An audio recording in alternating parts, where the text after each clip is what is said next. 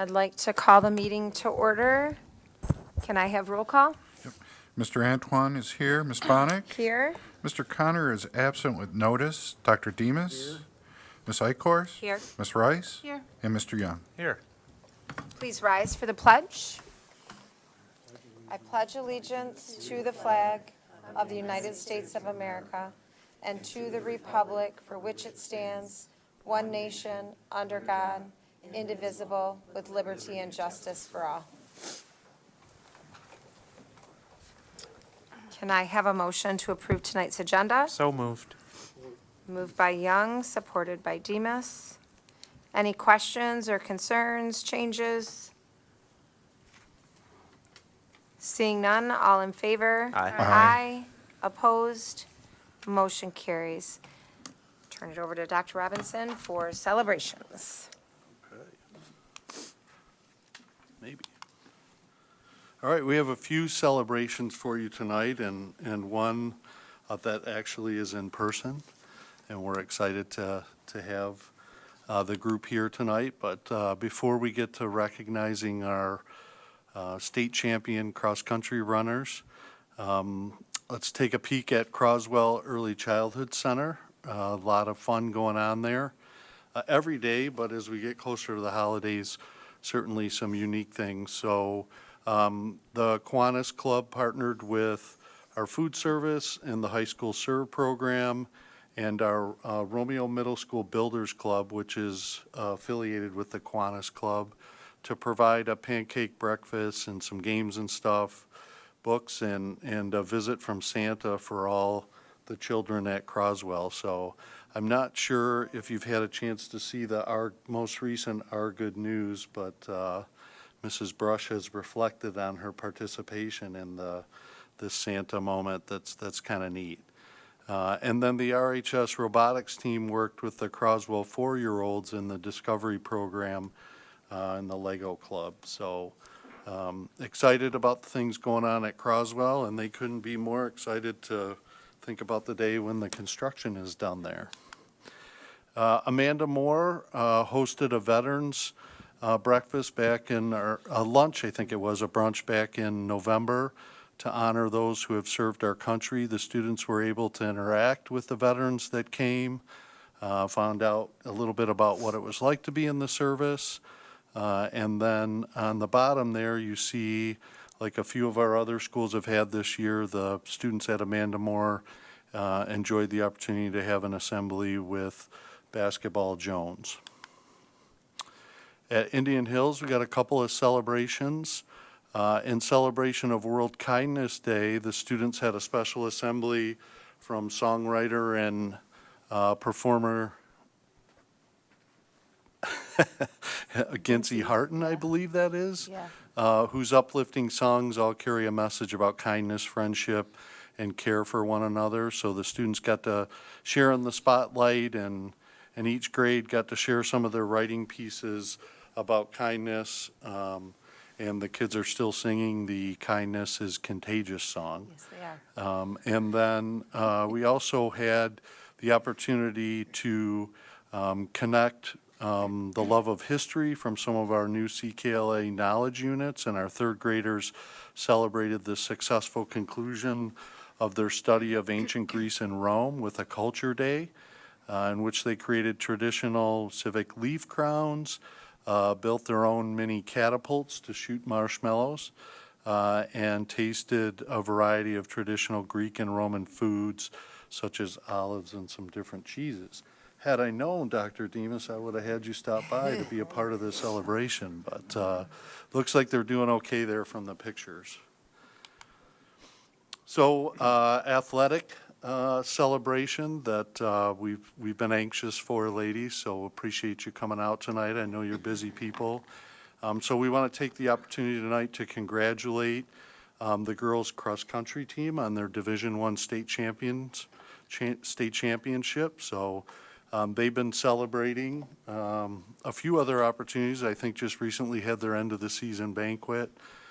So we have the 7 young ladies who actually ran in the state finals, and you'll see on the screen there because of their finish, and we have 4 of the 4 of them that are actually individual all-state honors as well. So Mrs. Bonnick, if you want to join me kind of at the end of the table here. Coach Buslip was not able to be here tonight. He has a newborn and twins that I think are 3. And so let's just be candidly honest that he's been out with these ladies celebrating and all of that, and he needed to be home tonight. I think the twins might be sick. So it's fair for Mrs. Buslip to say, Coach Buslip, you need to be home tonight, and I'll sub in for them. The first individual, so girls, we'll call you up if you could just, we have this thing called the row of handshakes. So if you just go down and you wait on the end, we're going to get a picture with you together, and then we'll get you out of there. Sound good? All right. But don't run. So first of all, we have Annie Hrabowski. So Annie, come on up. Congratulations, Annie.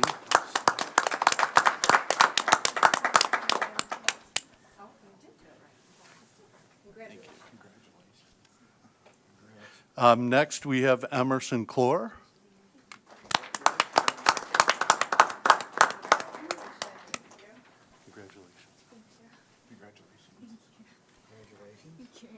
And Natalia Garismo.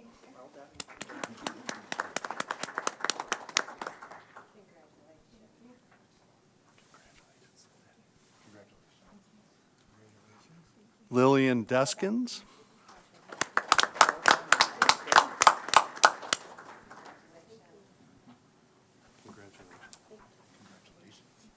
Olivia Purdy.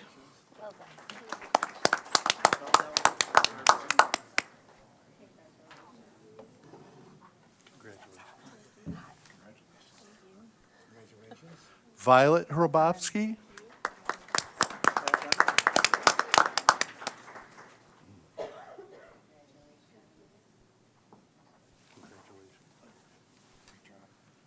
And Gracie Youngblood.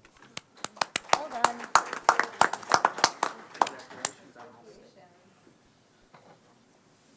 Congratulations, Gracie. Great job.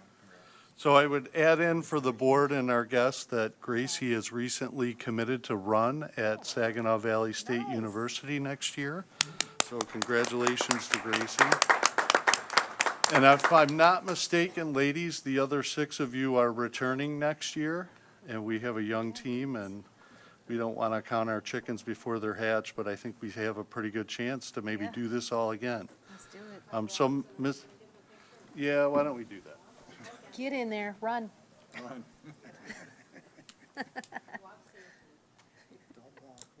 No running in school.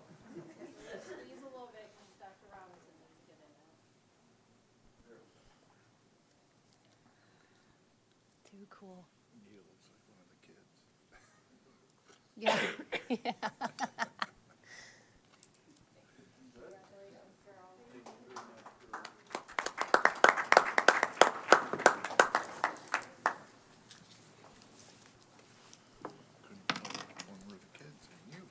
I wish I had their little winter bodies. Yeah, no kidding. And that's our celebrations for tonight. I have one more celebration. Okay. It's the first Lego League for 4th and 5th graders. Indian Hills and Hampar both won the local competition, and they went to states. I'm pretty sure they went or they're going, but either way, Indian Hills and Hampar going to states for Lego. Always nice. Yep.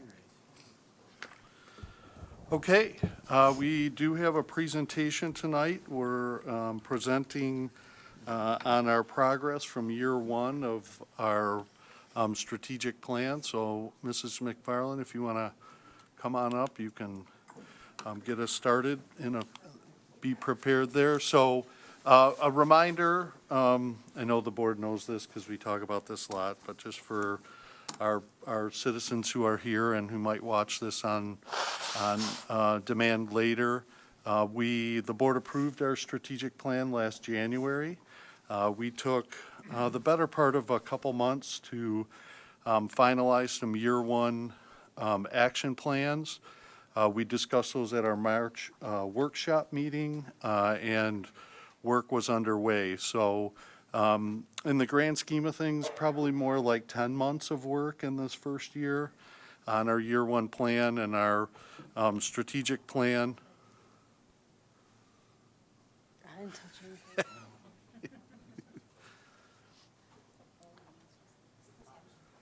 I didn't touch anything.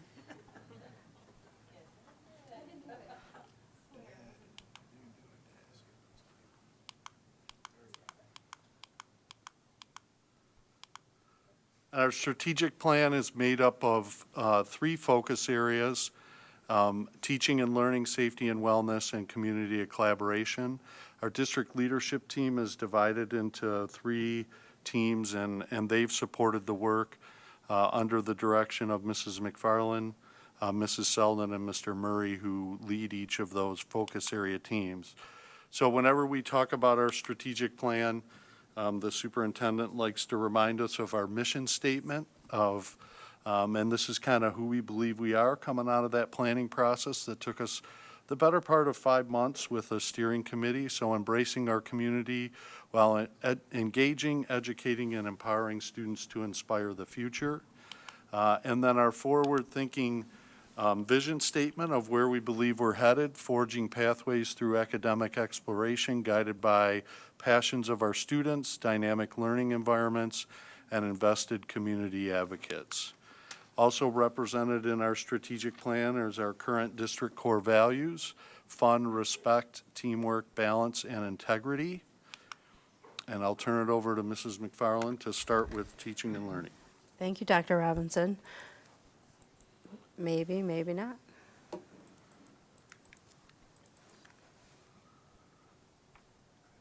we got to take this out, Chad, to make the other one work?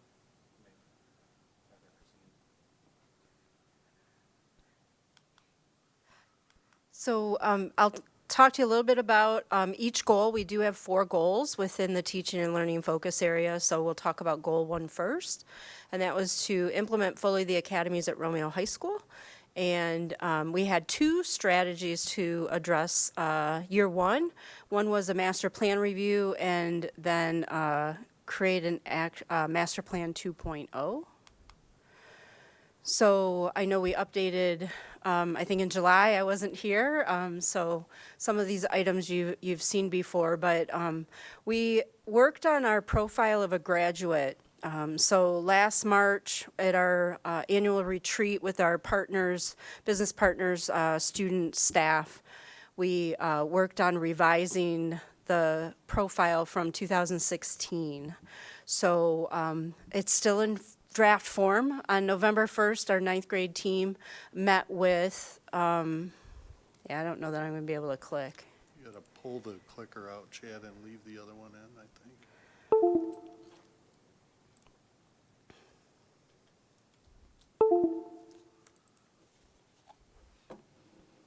I can't even see where to click.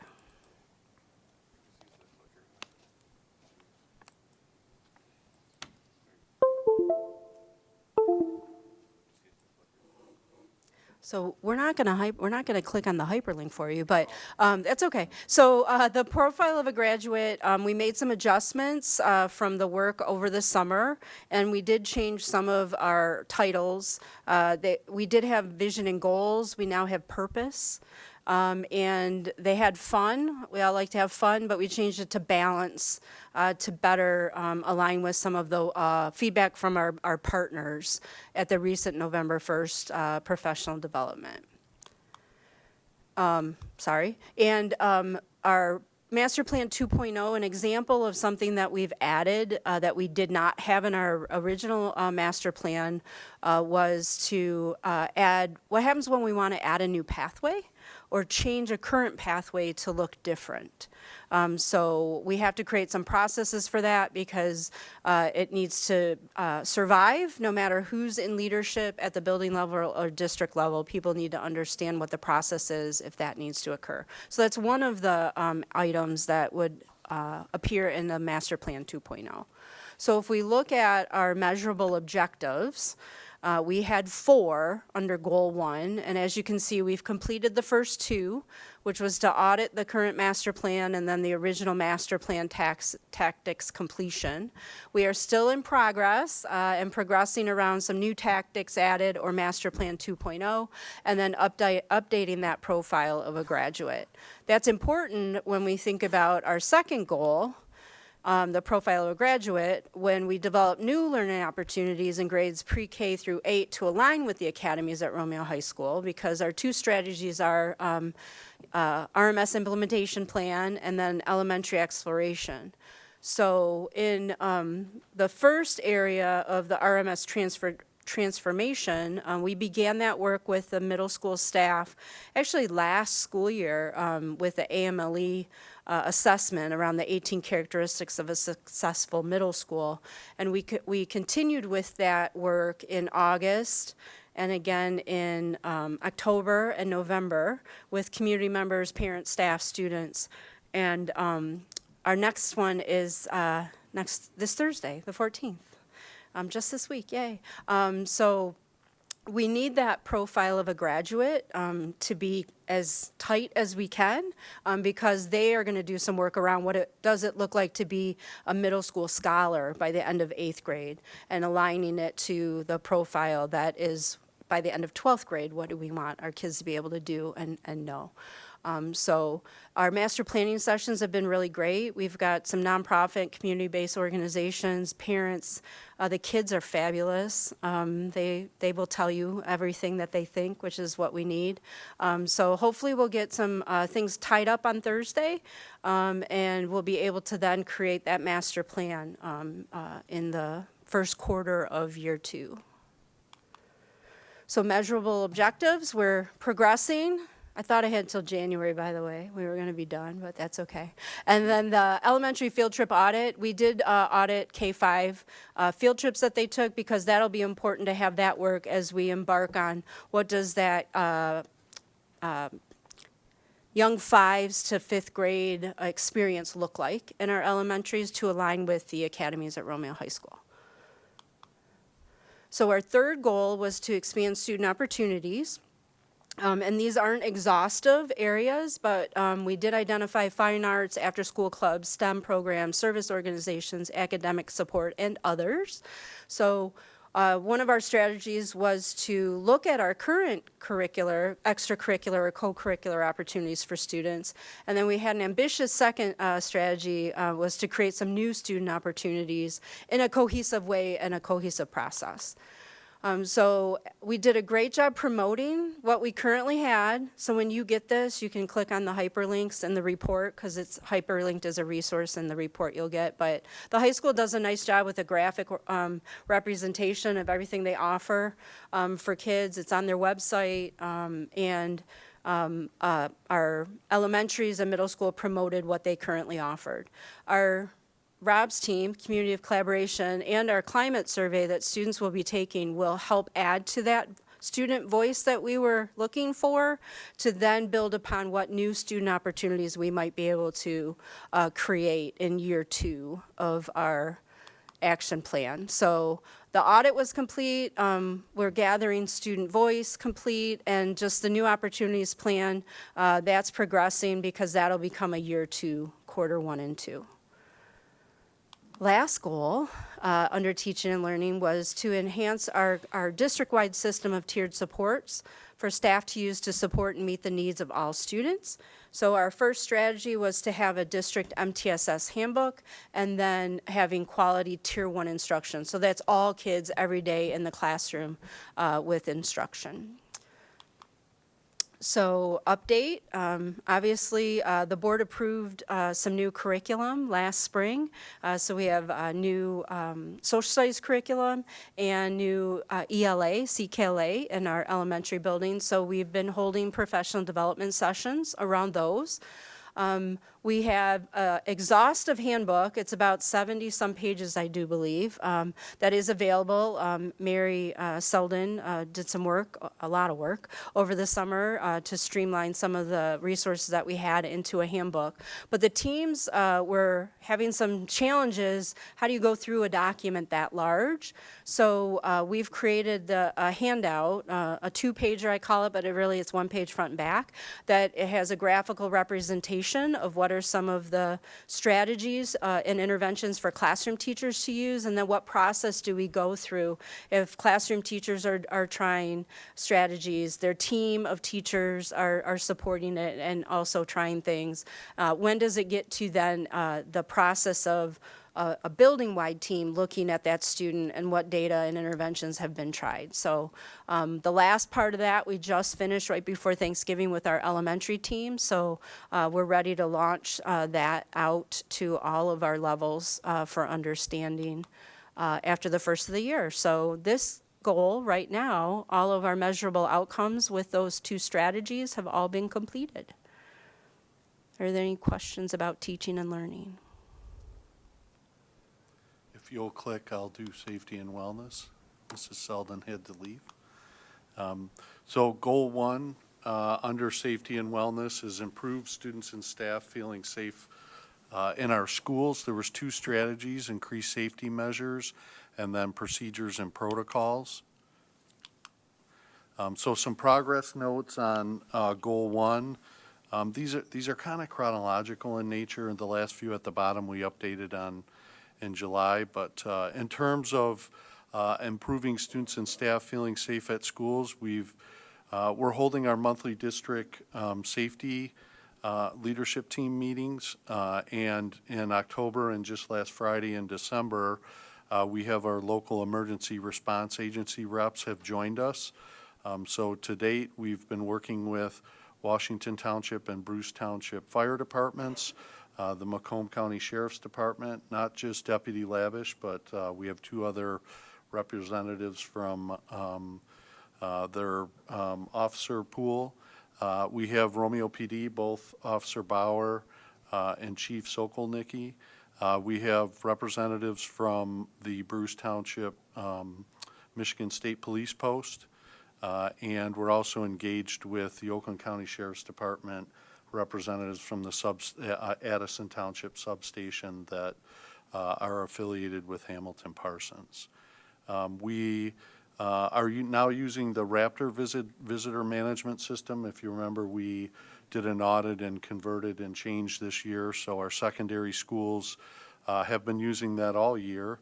And with the recent board approval, we're moving through the process to implement at the rest of our facilities.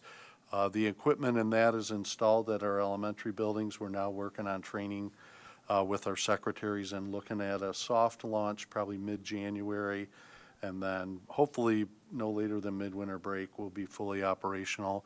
We're waiting on the installation at Croswell because we want to wait till the new office and secured entry is done, but that'll come online in mid-February, hopefully, when we get that part of the building turned over to us.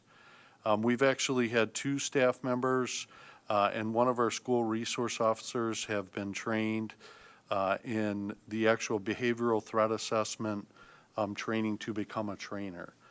So we're working to be a part of a cadre of staff members countywide that will support training at the ISD, and in the event that we needed to hold some training locally, we could. So Caitlin Ebert, middle school assistant principal, Jenny Cleland, one of our school social workers, and Deputy Lavish went through that training in October. We've trained close to 40 people overall in the basic training, and I would say about a third of those in the advanced level training. So we're still, we're fully committed to this work, not only locally, but in alignment with what's going on countywide. We know we've hired an additional staff member from SafeEd for this building, and then we're currently still working through the recommendations from our building risk assessments from last year, and we've made pretty good progress on those. There's some things that are connected to construction projects or have some seasonal implications of things that we're going to do.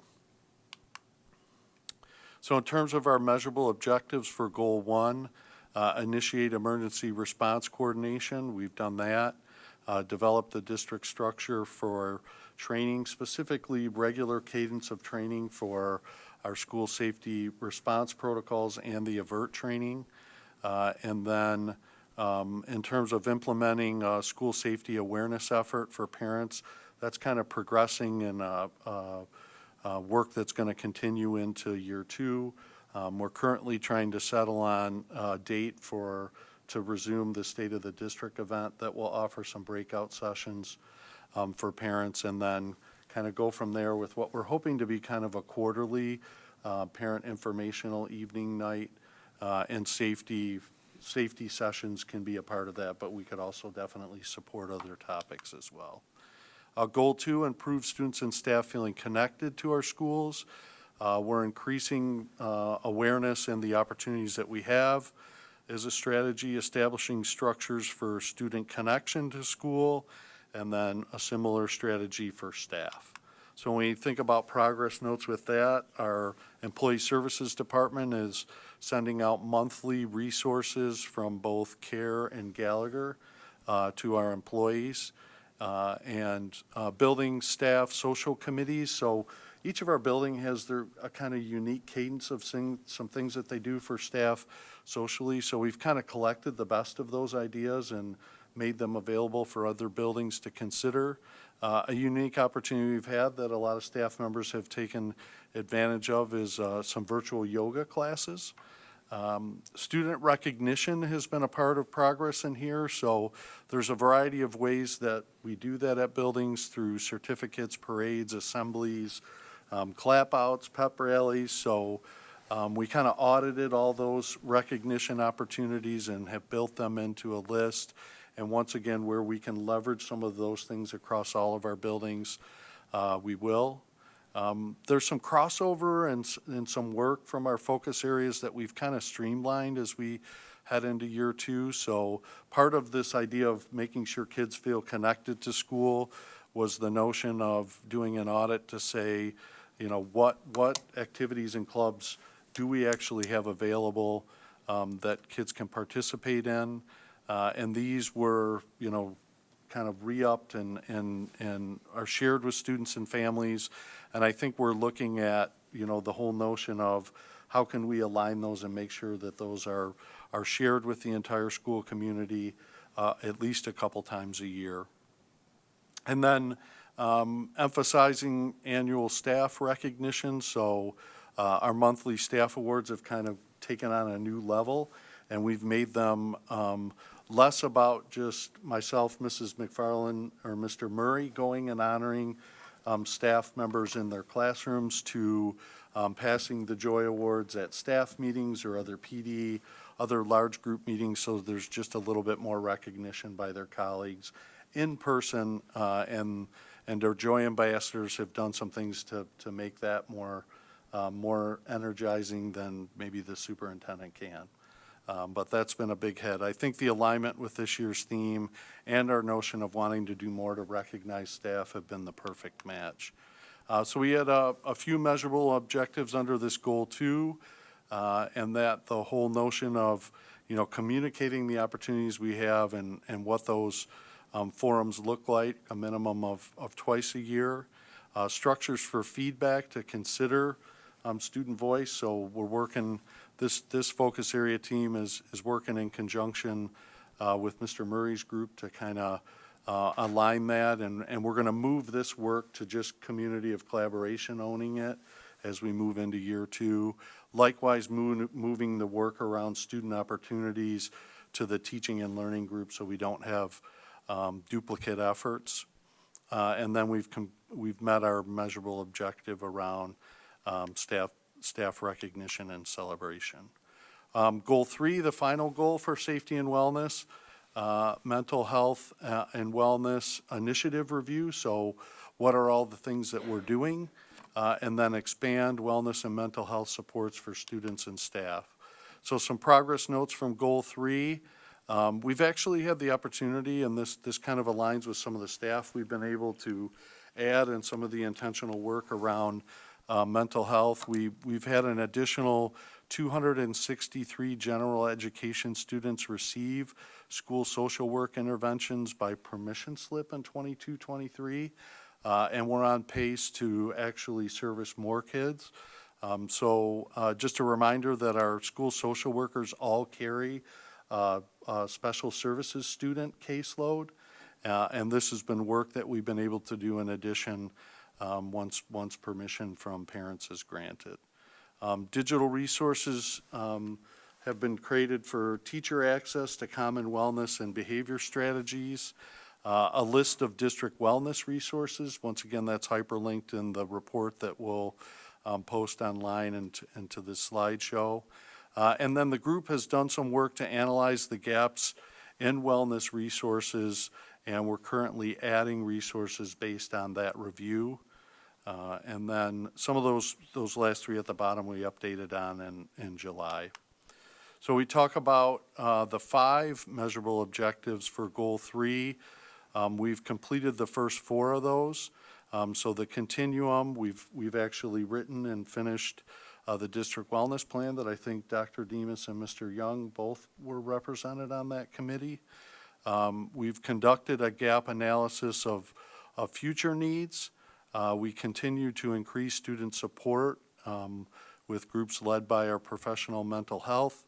And then we're progressing and continuing into year 2, just this notion of creating additional digital resources. Any questions on safety and wellness as a focus area? Dr. Robinson, I just had a quick question. On one of the slides, you mentioned that student voice opportunities in parentheses said wellness committee. So are students represented on that Yes. wellness? Okay. Yes, we do. How I are think they it's picked? one 9th grade student or one. So we have a high school student on the committee. Okay.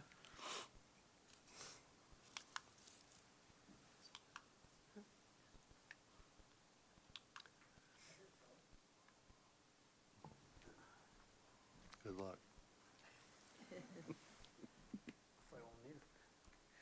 All right, good evening. I will be bringing us home with the Community of Collaboration Year 1 accomplishments.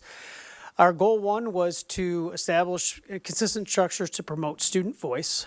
Strategies included understanding student voice and then really understanding the efficacy of our current opportunities for kids to express voice, whether or not kids feel like they are heard based on some of the important areas that we've defined within this work. When you look at our our progress, I'll read from bottom up. First thing we had to do was gather information from all of our levels about what we felt current student voice opportunities were, and this was based on the developing of a common understanding of student voice. So after we had that information, we were able to add a question to our climate survey to again measure based on what we feel the definition of student voice is, whether or not kids are having opportunities, whether kids feel that they are having opportunities to provide feedback and direction in the school setting. And then earlier this fall, the team worked to develop key areas that student voice should meaningfully impact our schools. So some examples of that would be school safety or health and wellness or teaching and learning practices. So we want to be sure that we're offering the same experience and opportunity regardless of the school or level in terms of kids being able to provide feedback, again, about the school setting. When you look at our measurable objectives, again, we have completed objective 1, which is to generate a current list of student opportunities, and then I think that should be number 2, but determining the efficacy of our current opportunities, that's progressing. Once we have the results from the climate survey, we will have a better idea of how we're doing and what adjustments or tweaks need to be made. Goal 2 is to increase the number of our community partnerships. We already have an awesome communal base of partnerships, but we're always looking to expand, not just in terms of receiving on our end, but also giving as well. We want it to be a true circular relationship in the sense that, again, we are a part of the community like the community is a part of our schools. So 3 strategies. Look at our current community partners. Make sure we have a list, across K-12. Mostly so, again, we have good partnerships identified, and we're not asking too much of specific partnerships.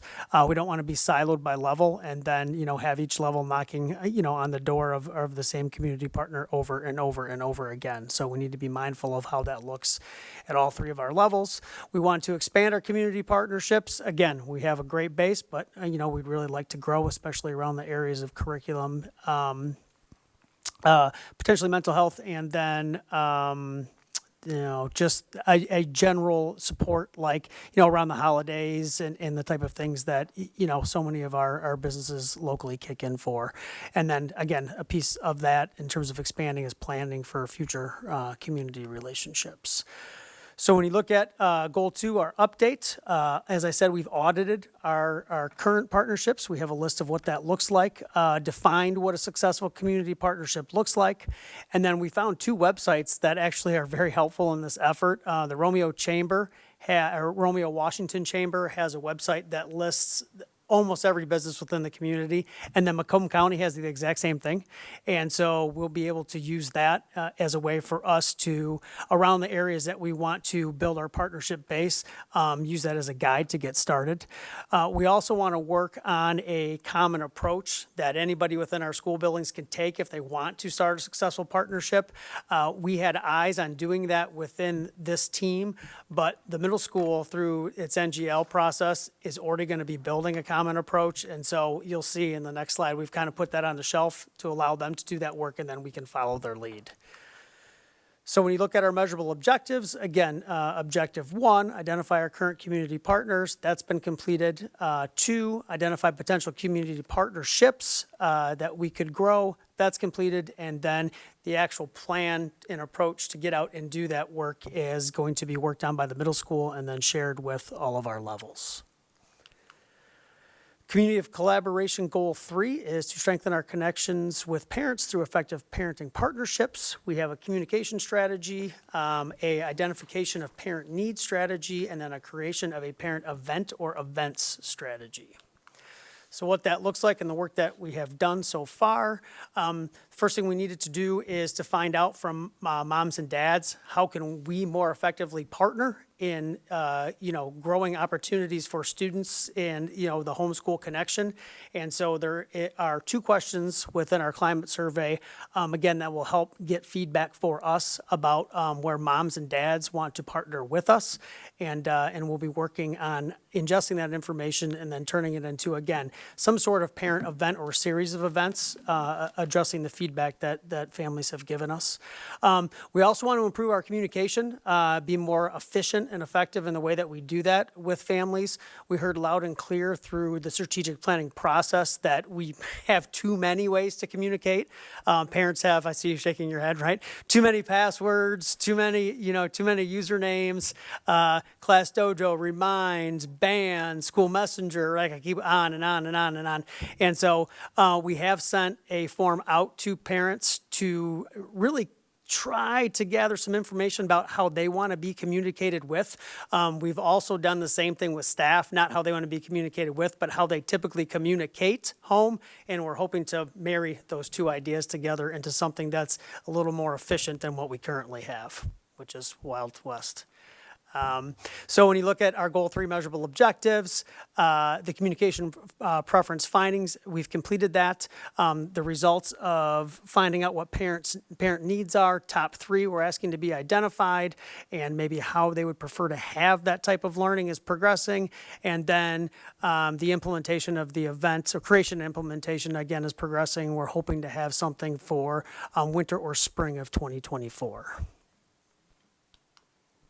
And last but certainly not least, Goal 4, grow and strengthen teacher and staff collaboration opportunities. We have a pre-K through 12 collaboration strategy, and then vertical articulation, which is getting folks from all grade levels, K through 12, to be sometimes banded, but together. You think of like elementary to middle, middle to high, and have curriculum conversations about what's working, what's not, what lower levels can do to support the upper levels based on what they see when kids come to the middle school, for example, or from the middle school to the 9th grade academy, or 9th grade academy of the high school. So this has been pretty awesome. What we've done is really solicit feedback from our staff about where they feel they need to grow, both professional and non-instructional staff. And we've been able to take that feedback and directly provide professional development based on that information. When you look at professional staff, we had this happen in November.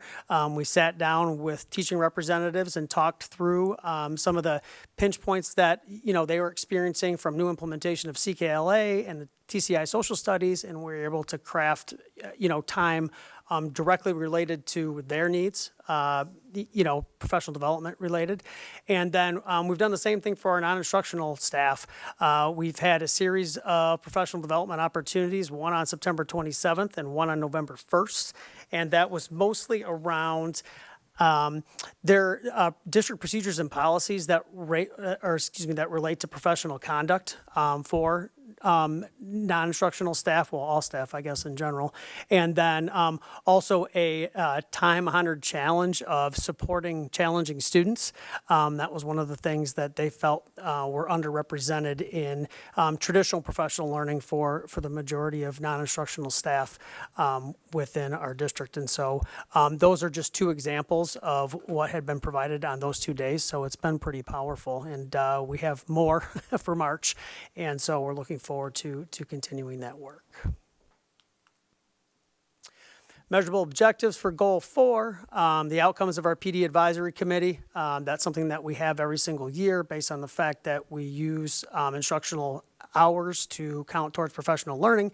We engage our professional staff to hear PD needs. That's been completed. Our professional learning plan does represent our high priority needs. That's been completed. And then when you look at vertical articulation, there are so many things going on and wanting to do a really good job with that. We've kind of kicked that to the spring. Our first move will be to support the learning of our administration so they understand what effective vertical articulation looks like. It's not just putting people in a room and complaining about what the grade level below didn't do, and that's why the grade level above, they don't do that. I'm just using that as a laughable example. But we do have some work to do to learn, what effective vertical articulation looks like, and then we hope to do some PD planning for next year into fall and winter to actually execute that work. Any questions from Mr. Murray? So, I'm sorry, go ahead. It just looks like it's forming a good plan for everybody in the district and to follow. It may not be questions for Mr. Murray specifically, but just overall, it seems like a good template, good plan for us. How is all the information that we've done this year getting to the staff that aren't as involved as those that are on these committees and to the community with all the work that has been done? So, as I shared with the board leading up to tonight, this is kind of a summarization of a larger year one progress plan. And so where we've seen hyperlinks in here, in most cases, they're artifacts of the work, but they're also the tangible resources for the achievement of progress. So we'll get that progress report done. We'll share that with staff.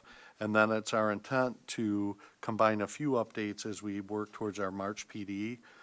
We've got to get that agenda set to know that we're putting the time towards the teaching and learning requirements we have, but we're hopeful that we can create a larger group presentation in there. And if not, we would push that to staff meetings and just make that presentation more often. The other thing that we've talked about with the focus area teams is expanding those teams to bring some other staff representatives into the work in year two. And so we're looking to do that as well.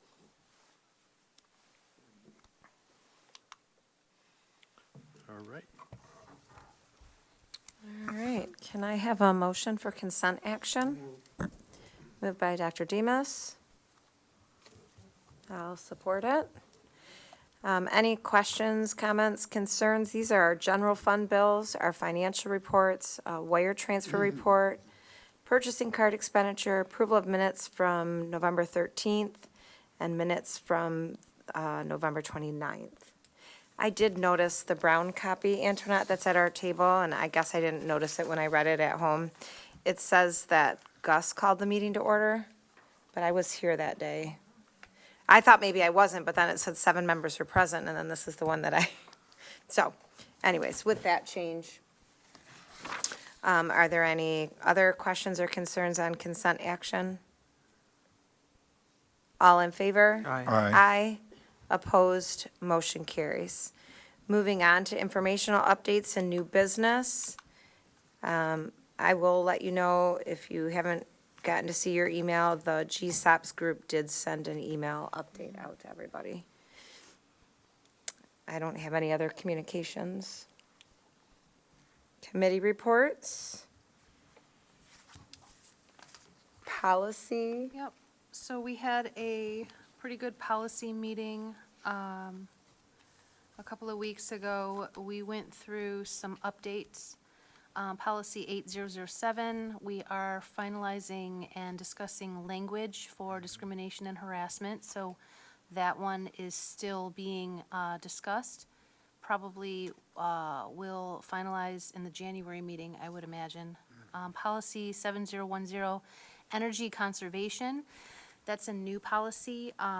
We did adopt for lights turning off at a certain time during the day, just to conserve energy and to save money. It's not a bad idea. It's actually quite helpful for the environment and for cost savings. And then policy 2006, student appearance and personal electronic devices. These 2 items currently have a pretty robust policy and in the student code of conduct parent handbook. What we are exploring and discussing are the implementation of the student appearance, professionalism in school, and personal electronic device usage. So that is on the table for further discussions on how we are going to move forward with that. You will find out soon. And that's it for policy. And curriculum. I will be talking about the curriculum meeting. At the meeting from the board was Dr. Demas and Rachel Eichhorst and myself, as well as representatives from district administration. Much of the content in the report in the minutes was discussed today, as a lot of it aligned with the strategic plan and the update that we received this evening. A couple of items to note are some, which we'll be seeing today as some resolutions, some curriculum proposals, some name changes to some of our courses. I'm sorry, they're curriculum proposals, meaning curriculum courses. And we had some discussion about in the elementary group, about the PD, the CKLA update. Like I said, most of it was mentioned in the update that we just received. We got into the weeds a little more about the Transformation Steering Committee that's working on the middle schools with the NGL, and the advisory committee, and over 200 people attended a meeting on November 9th. The Master Plan 2.0, which Ms. McFarland talked about. We had a couple of other discussions where we talked about the balance between books and hands-on reading versus technology, note-taking, research, and resources can be examined if we're asking students to use physical resources. These are just some notes, some role of the public library in our buildings. Power School, we're going to be updating our registration system, our online registration system in the district to the Power School, one that integrates really well with Power School. And we talked about the health and human reproduction curriculum. That's really it in a nutshell. And facilities, are you going to Chris is doing that one? Yes. Okay. So last Monday, we had a facilities subcommittee, and there was quite a bit on the agenda, so I will try to hit the general consensus for all of it. So starting with the 2021 bond, new construction is coming along quite well, of course, including some change orders with that. But if you look at Croswell, and if you've noticed driving into the village of Romeo, 80% of the glass is now installed, which is great. We did have some additional, I think, a change order to the Roseville glass on one of the projects. No, he's saying Roseville. What's that? Is it Roseville? I, I'm like, that's funny. yeah, Normally Roseville Mike glass. says Roseville. That threw me off for a second there. But then we also, so yes, Croswell, and it's quite interesting. We've seen that 10,000 square feet and the rest of the building come alive over the last couple months, especially when we walked it. It was initially a shell, and now when you drive by, you see quite a bit of the character coming to life, which is outstanding. And I know quite a few of us, including the community, are excited for that building. Indian Hills is progressing on track with the inclusion of the roofing and installation of a temperature heat, which is operational, which is great. And then moving into our Group 2 projects. So this will be the STEM and Robotics edition that will be at the Romeo Middle School. And we discussed the different bid costs, some of that including metal wall, roofing, glazing, and noticing quite a few of these bids that are coming in, we are seeing a significant cost escalation due to the materials and the labor. It's been some of these projects were at the mercy of trying to find labor, and it's crucial that our partner Barton Mallow is doing this for us, and they do a great job as well, trying to ensure that these projects stay on time, and we try to keep it as close as we can to the amounts on the bond application. But just again, labor and material cost is what's really driving some of these projects up. So we also did a change order update that included 2 meters installed by Metro Electric at the Romeo Middle School. And then, as I mentioned, the Roseville glass. And then you will see a change order tonight at the amount of $29,974. This is due to the Romeo Middle School cafeteria sound, dampening some of that loud sound you get during the lunch times, and it can be deafening. So we're paying attention to detail with ensuring that the sound comes down, and some of the door replacements as well. So moving on to the sinking fund, as you've probably heard some of our recent discussion at meetings pertaining to our 2024, what's that looking like as far as including some of the projects.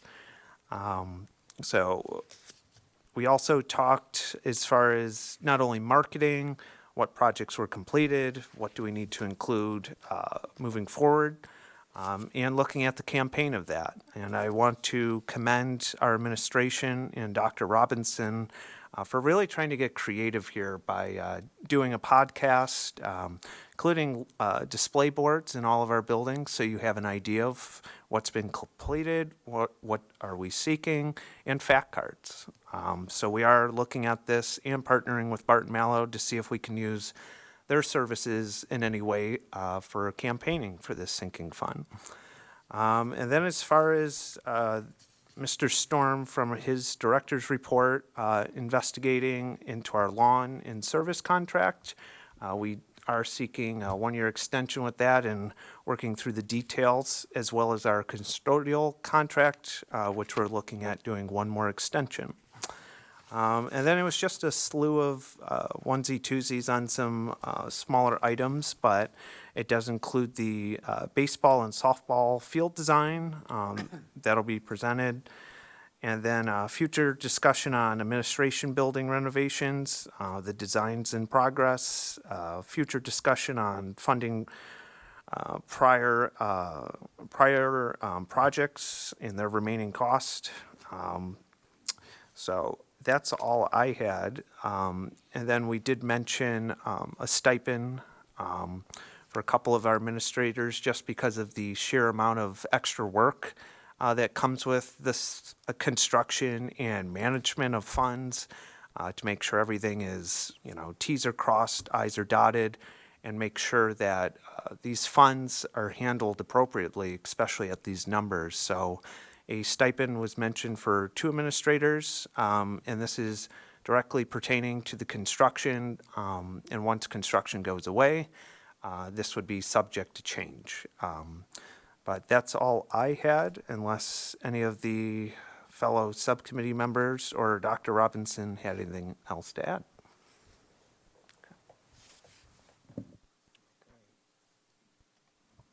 Superintendent's report. So just, I know we're going to, re-up on subcommittee meeting schedule and maybe some shifting in committee membership. That's still some work that happens in conjunction with annual organizational meeting, but I do see us having a need to hold the facilities, both the facilities and policy meetings in January. So we're just going to get those set with the current committees, and if there is going to be some shifting in the committees, that would pick up with meetings either late January or February and forward. So be reaching out to the current committees to get some dates so we can continue the work, actually, that we've referenced tonight. So for my report tonight, just going to kind of bring together some things that we've had some conversations about and that are underway in this notion of looking ahead to 2024. So, we get into this period of time in early 2024 where we're really only at the halfway point of the school year, but yet we have to begin thinking about the next school year. So January, February, and March are really pretty significant months in our planning efforts, so that as we enter into spring and we get closer to building the budget and that for the next year, we have all the information in a usable manner for that process. So in terms of our election campaign, we know we have our renewals on the February 27th presidential primary ballot. We'll be doing informational presentations to staff, parents, and at the local municipality meetings in between now and the third week in January. We've got some plans for a few district mailings around the election and the continuing development of other resources that will all end up some way, shape, or form on the election tab on the district website. When it comes to our facilities assessment and our ongoing construction projects, we're in this auditing of that. So in conjunction with putting the sinking fund out for renewal, we'll be updating our facilities assessment for the end of 2023. At the same time, we're also using that to help prioritize sinking fund projects, not just for the last year of the current millage, but also with a successful renewal, what that's going to look like for the first couple years moving forward. We're coming just about to the end of the planning and approval of our Group 2 projects in January or February. Those will be, the heavy construction for those will start in spring and go into, in some cases, done by the beginning of school year or early fall. And so that will then put us kind of at the halfway point of the 2021 bond.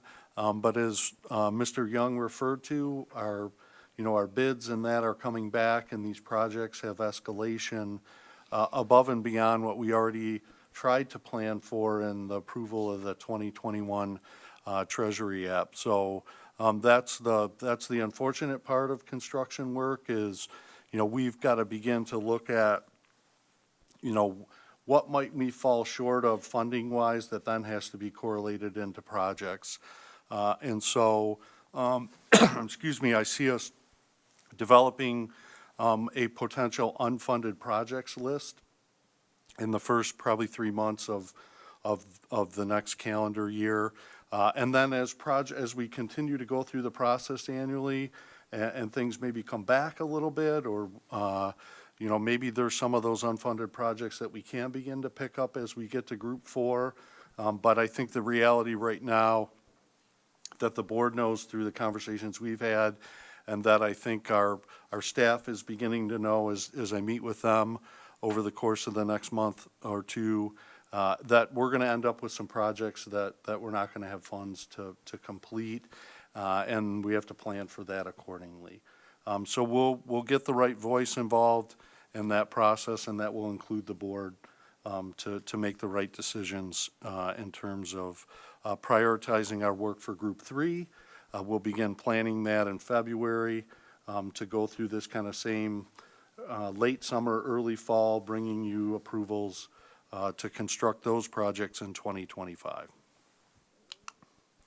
A few other things in terms of our school climate survey. We're completing the current 2.0 survey administration this week. Our students are taking the survey last Friday, today, and tomorrow. We're trying to reach the survey completion numbers that we had in 2022. So that's involving us kind of monitoring those daily and creating some extensions for staff and currently parents, because we want to try and get close to the same number of survey completions that we have. Our representative completions for staff and parents now are certainly of efficacy in terms of, a percentage of the number of those stakeholders in the district, but that's just your superintendent wanting that number to get to the same threshold if I can. So we're working on that.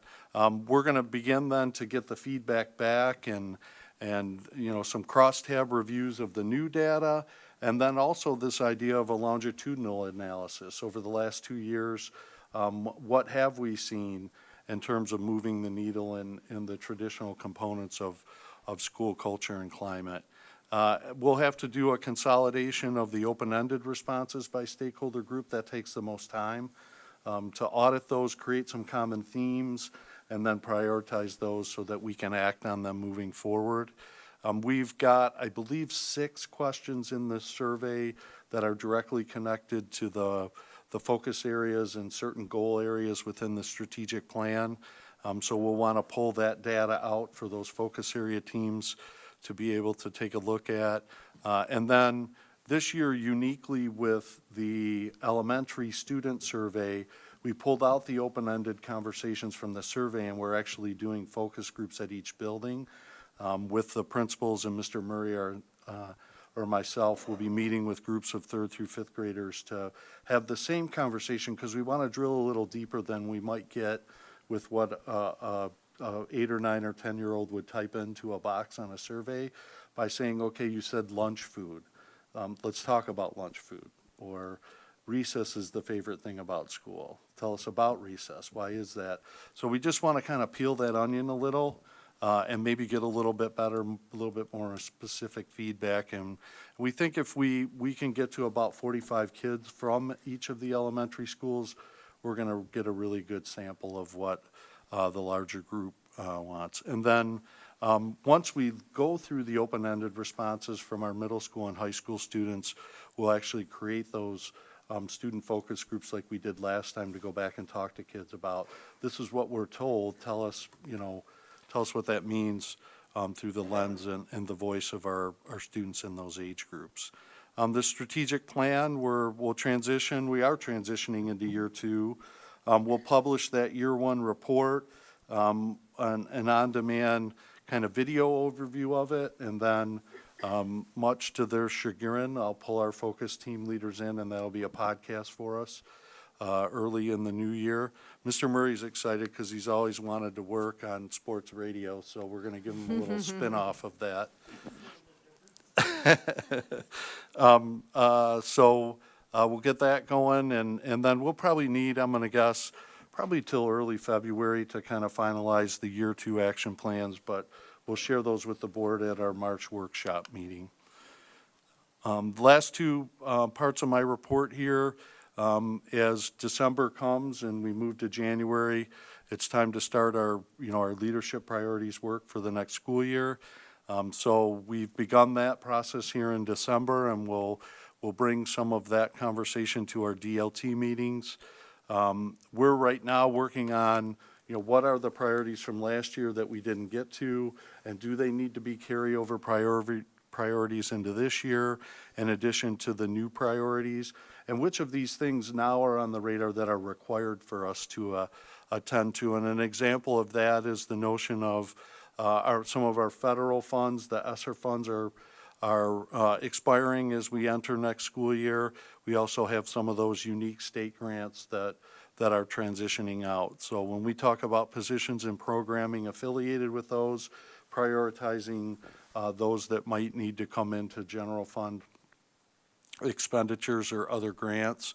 We'll begin that budget building process with, the assumptions around enrollment and foundation grant increases in that. So I'm really hopeful. I would go back and commend the board. Like we did a lot of work in April and May last year, building our budget, waiting on the state as usual to tell us what increases were, but we were ready to the point where it was like, tell us the number so we can plug it in, so we can finalize our plan. I'm hopeful that we can stay on that timeline, and a part of that was the efficacy of our leadership priorities work, that we really completed a lot of that prior to spring break that positioned us to be ready to just tie that into the budget process. So when we get through the organizational meeting, we'll know that kind of winter board workshop meeting, and a lot of this conversation will be brought to the board there.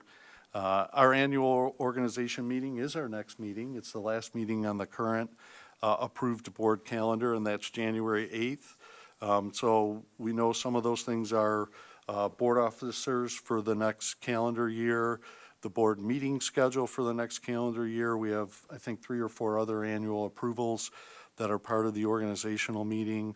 And then after that meeting, the board president will be working to finalize subcommittee membership and the meeting schedule for those groups. So we'll be communicating, although it is the holidays. Look for some communications probably from Mrs. Bonnick and myself, just in preparation for our annual meeting on January 8th. Any questions? I have a question in regards to the climate survey. You mentioned that you're working on some extensions, so does that mean if the link was closed, like for parents, I know it was closed this past Sunday, does that mean if they go to it, it will still work, or? Yeah, it hasn't Okay. been closed for that very reason, but Okay. working on reaching out again to just let parents know we've extended it. We did that with staff the end of last week.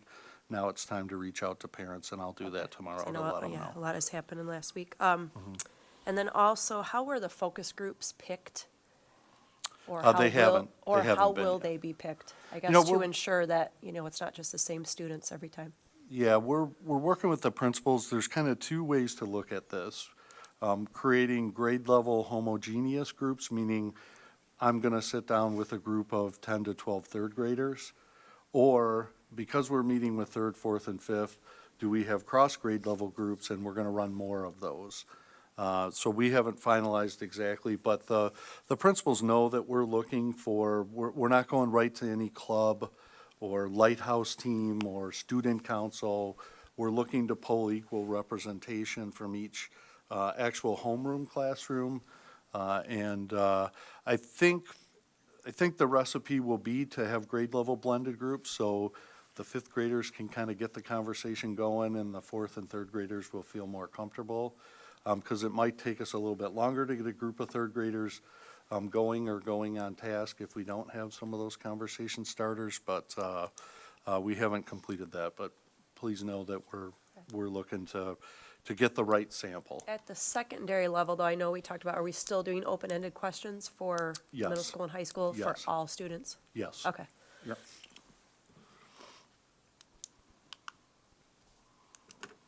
That concludes my report. All right, moving on, I have Sue Heyer.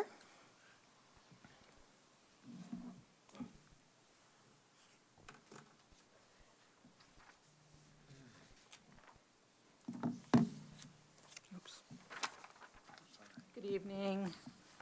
Oh, should I put that down? Is this okay? Can you hear me? Okay. Yep. In May of 2016, the voters of Romeo Community Schools passed a construction bond. This bond had many components, including the demolition of Romeo Middle School. It was understood by the voting population that the property would be sold to offset the balance of the bond. Romeo Community Schools encompasses Washington, Bruce, Ray, Armada, Leonard, Shelby, and Romeo. As of November 2023, the middle school property valued at close to $1 million has still not been sold, and bids are no longer being accepted. An article published in the November 29, 2023 edition of the Record newspaper states the district has delayed accepting bids for this property until June 1, 2024. Also, this article identifies that a citizens group has been formed to further explore the possibility of keeping this property as a dedicated green space. While I understand the need for green spaces, I am confused as to why this property has been claimed by this group. According to their website, Green Space Romeo, this group is composed of volunteers of Romeo residents who see the vacant land at former Romeo Middle School site as an opportunity to enhance the quality of life for the people of Romeo. To be clear, this property belongs to the entire school district. The intent of selling this property was to benefit the entire district. Why is one group of citizens claiming this property for just one part of our voting municipality? Prior to this group's engagement, the board was moving forward with the original plan to sell the property. Then on November 6, 2023, it voted unanimously to terminate the RFP. To that end, voters have the right to understand the next steps that will be taken. Mrs. Bonnick states at the newspaper article, "We really just want you guys to work it out, figure out how you want it to be. If the original intent was to sell and the voters agreed to that, I believe that is your answer. Please address the following questions. What is the purpose of delaying the sale of the property? Is it this board's intent to assist this particular group rather than the entire district? Does the citizens group intend to purchase the property? Why is it the board's responsibility to review the residential zoning? Why isn't this board interacting with a citizens group that involves all stakeholders? Please do not give your yes voters a valid and legitimate reason to vote no on future millages and bond issues. Thanks for your time." Thank you. Mrs. Heyer, can we get those points that you wanted to address? Yes. Yep. Thank you.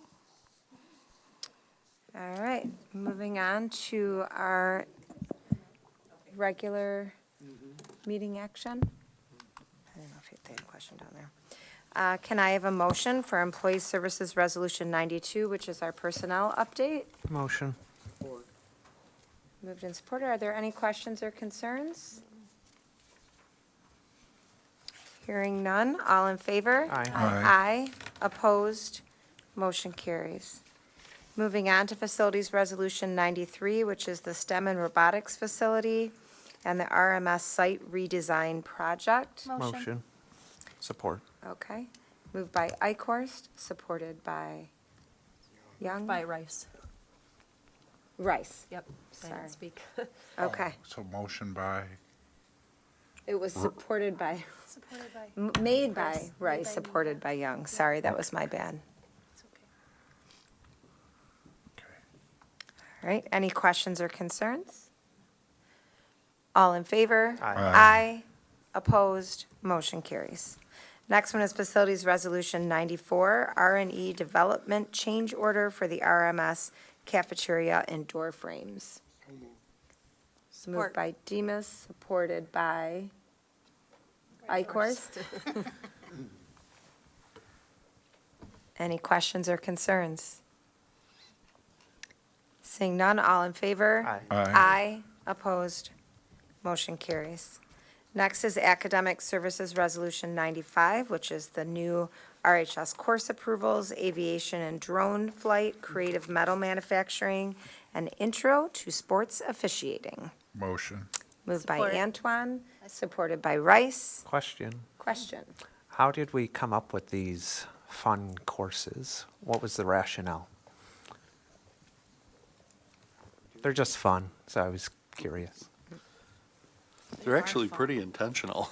They're actually fun as well as some work skills that kids will learn. So we had a group of 5 of our staff members attended 2-week drone training, and we actually have, I think, 4 of the 5 are licensed pilots.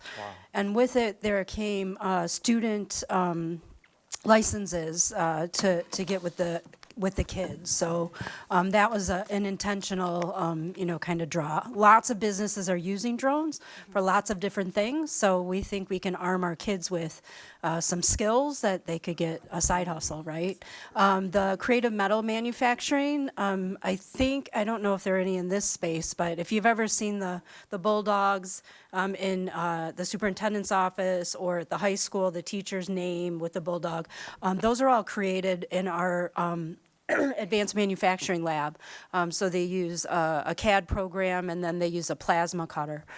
So we don't use that space every hour, all hours. So that was a collaboration with the idea that our kids could design and make something, and then we could sell it in the school store. So it really encompasses our DEM Academy and our BEI Academy. So that's where that came from. And then the intro to sports officiating. We know that there's a shortage of sports officials, and so Mrs. Bennett and Mr. Reines dove in, and MASSP and MHSAA kind of have a project together to offer a course where kids could become sports officials. And I learned, like, Junior Bulldogs pays a lot for officials and Parks and Rec. And so again, getting kids a skill that they could also then utilize and get a job in the workplace. So that's how those 3 came about. Pretty intentional. Thank you, and I do want to thank the administration and our faculty members, because this, seeing the drones and how the industry is practically blown up on this, just seeing this as a course in real time, I want to thank administration and faculty members for staying up on the times of what the landscape looks like. We have pretty awesome teachers. And We the do. principal's okay. So I'm Thank going to you. double down on the power of the block schedule and our kids taking 8 classes instead of 6 in a traditional high school. When you have 8 classes over the course of 4 years more than, quite honestly, any other high school I know of in our county, that allows you the capacity to get some unique learning that is directly connected to, college, career, and life. Thank you. Let's go for 10.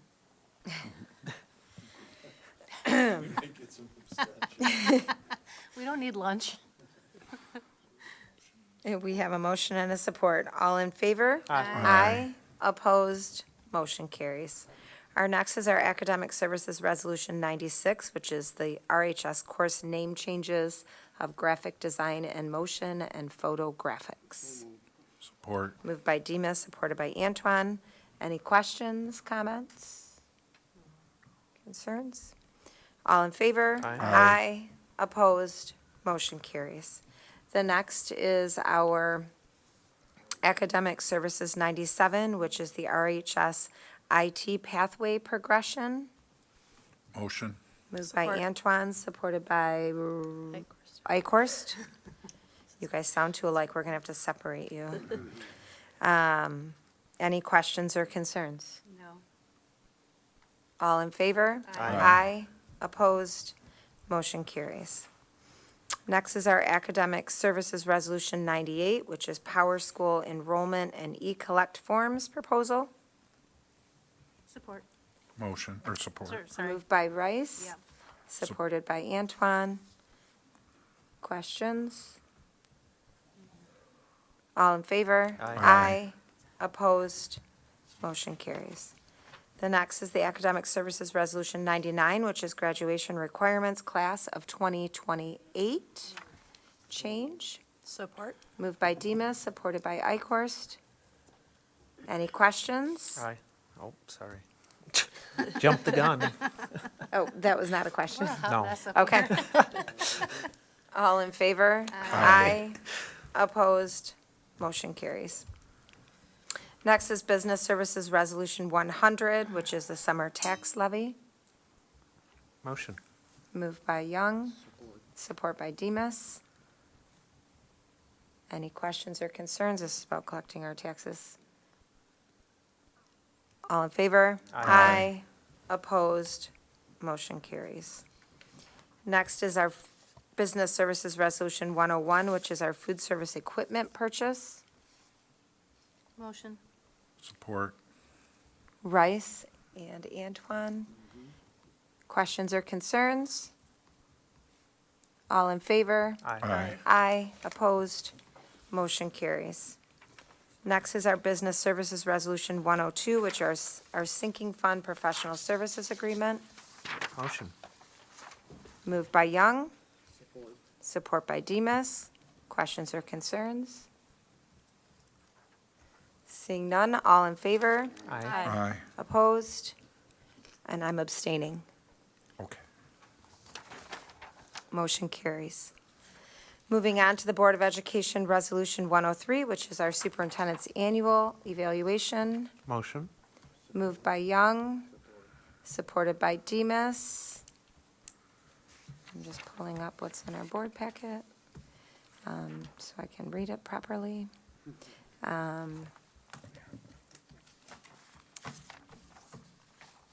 This is the Board of Education has conducted its annual evaluation of the superintendent's performance using the superintendent's evaluation system adopted by the Board of Education and posted on the district's website, resulting in an overall rating of the superintendent's performance as highly effective.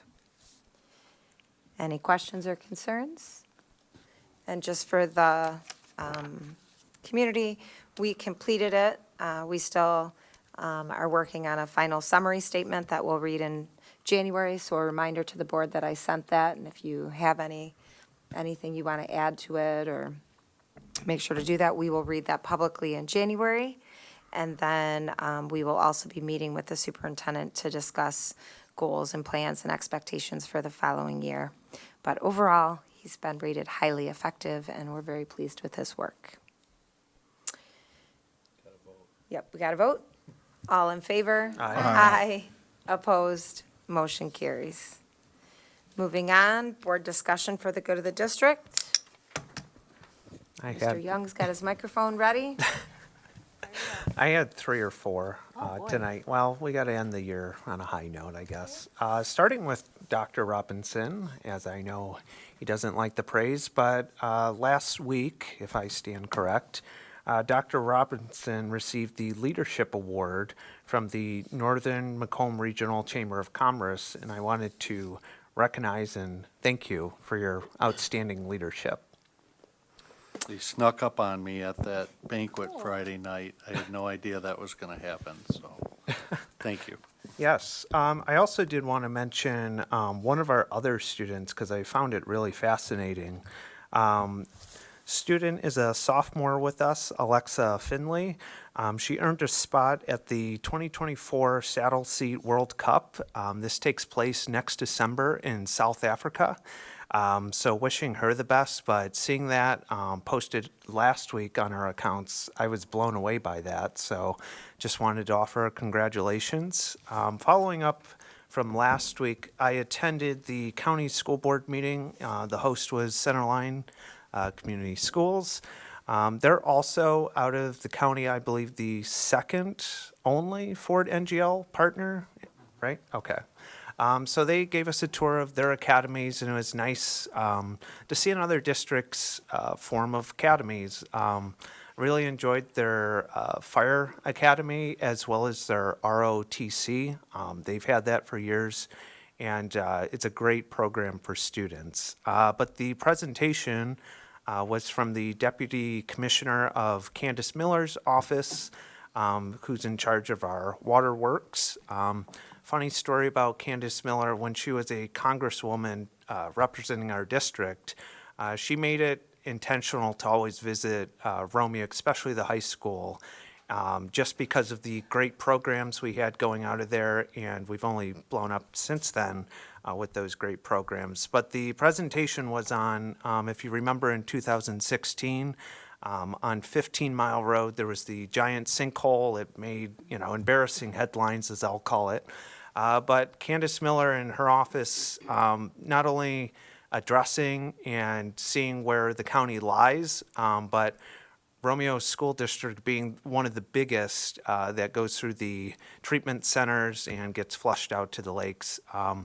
But the work they're doing currently is replacing old infrastructure that was not being taken care of or preventative work being done. I did ask the question based off the work that they are doing right now, which is very extensive. I did bring a book if any of the board members would like to see it, or residents after the meeting. It's all posted on their website. But pertaining to it, there's a lot of work that's happening, a lot more to be had. In this work, I asked the question to the deputy commissioner, how long or what's the longevity of this work once it's completed? Keyword or a key sentence was, as long as it's maintained, this work should last 80 to 90 years. So really unique seeing the county work and the message that was left with us. Please do not dispose of Lysol or Clorox wipes down the toilet. Thank you.